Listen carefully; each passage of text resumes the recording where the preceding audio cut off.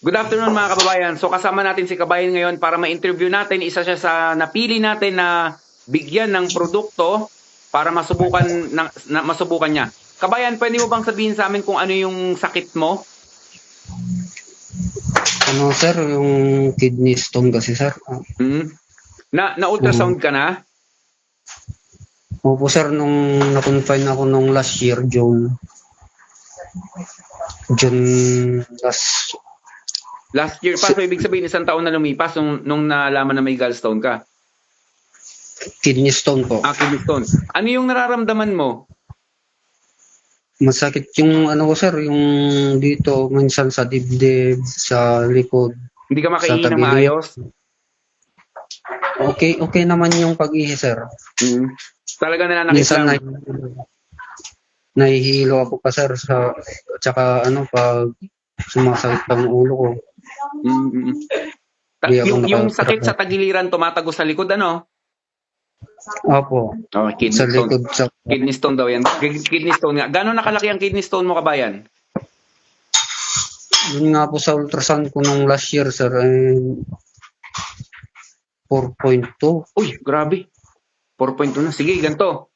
Padalahan kita ng 2 lunas herbal capsule, kabayan. Ang gawin mo, pagising mo sa umaga, bago ka mag-almusal, 3 capsule ang inumin mo. Tapos, bago ka matulog, 3 capsule ulit. Sa loob ng 5 araw, mauubos yan, yung isang bote. Ngayon, kinabukasan, pag naubos mo na yung isang bote, 1 capsule sa umaga, 1 capsule sa gabi. Tapos, mahalaga din, ito talaga ang babanat dyan pag nagsama nito. Papadalaan din kita ng Alka-Life, etong bato natin. Ibabawad mo lang yung tubig dito. Kabayan, pilitin mong maka 2 litro o maka 3 litro sa loob ng 1 araw. Ayan ang kahinaan ng kidney stone, yung alkaline na tubig. Salamat sir.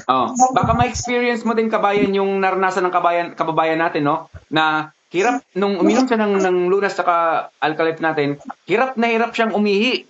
Yun pala, bumara na doon sa ihian niya yung kidney stone niya. And then paglabas daw yun, talagang may kasama pang dugo. So, unti-unti nang nailalabas yung kidney stone niya hanggang sa nawala na yung kidney stone niya, natangay ng Alka-Life at saka ng lunas natin.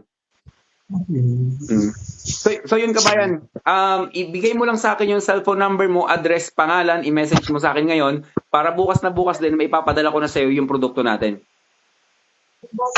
Sige sir, salamat po sir. Aantayin ko yung pag may maganda magandang resulta, sabihan mo lang ako, message mo lang ako. Opo sir. Sige, kabayan, maraming salamat sa iyo, maraming salamat sa oras mo. Ingat ka palagi.